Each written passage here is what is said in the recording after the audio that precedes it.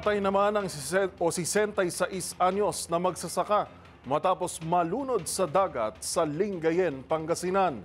Yan at iba pang mga rumarapidong balita mula sa probinsya. Hatid ng iba't ibang istasyon sa ilalim ng MBC Media Group.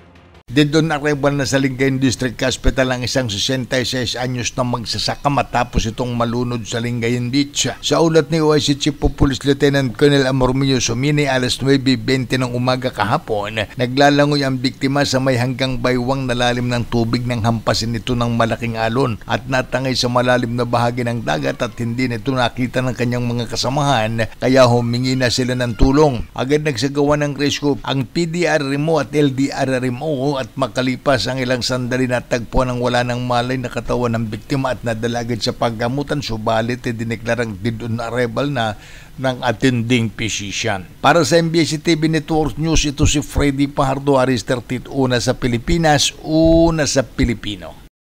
Na-capture ng CCTV camera ang pagnanakaw sa tindahan ng manok sa Barangay Bulilao sa distrito ng Mandurriao, Iloilo City. Ayon kay Barangay Kagawad Jordan Fuerte, ipina-blotter ng empleyada ang nangyari sa kanilang barangay. Ayon sa complainant, nagkataon na nakatalikod siya dahil na naglilinis nang natuklasan na nawawala ang kanyang cellphone. Kaagad na nireview ng complainant ang CCTV footage at nakita na kinuha ng isang lalaki ang cellphone. Humingi ng tulong ang complainant sa mga barangay tanod, ngunit hindi na inabutan ng suspect na may dalawa pang kasama. Patuloy na iniimbestigahan ang identity ng mga suspect.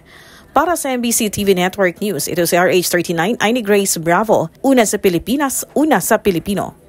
Tumanggap naman ang cash allowance mula sa local government units katarman ng mga CAFGO o Citizen Armed Force Geographical Unit ng 43rd Infantry Battalion. Ang nasabing cash allowance na natanggap ay sa first quarter ng taong 2025. Doon mismo binigay ang nasabing cash allowance sa 43rd Infantry Battalion sa Barangay Magsaysay, Lope de Vega.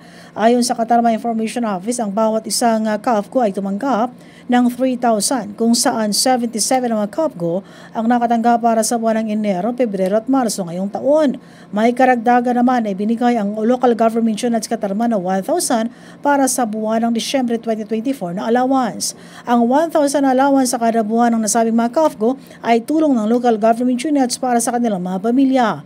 Sinimula nito ipatupad ang buwan ng Oktubre taong 2024 at napag-alaman na ang nasabing cash assistance ay hiniling mismo ng Army bilang karagdagan na tulong sa nasabing mga CAFGO.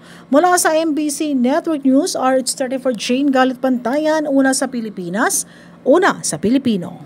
Na-recover ng Bacolod City Drug Enforcement Unit ang mahigit 800,000 pesos na laga ng umano'y iligal na droga sa dalawang separadong drug buy-bust operation sa lungsod ng Bacolod.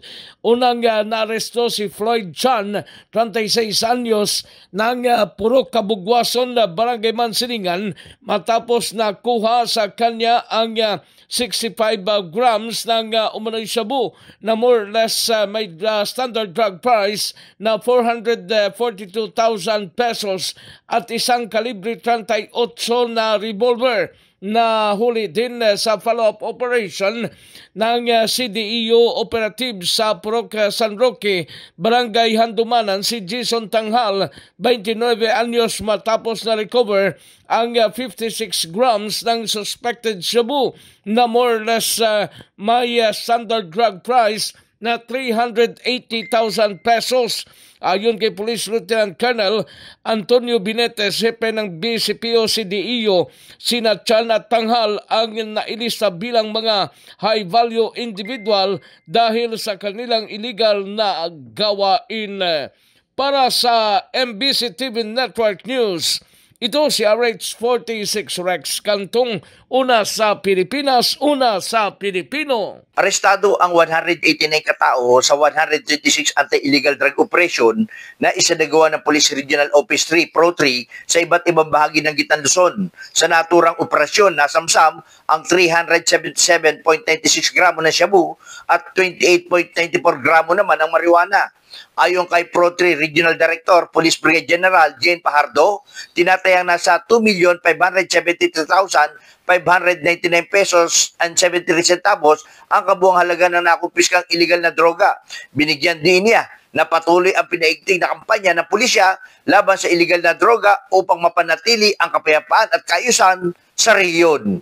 Para sa ABS-CBN Network News, RH37, una sa Pilipinas, una sa Pilipino.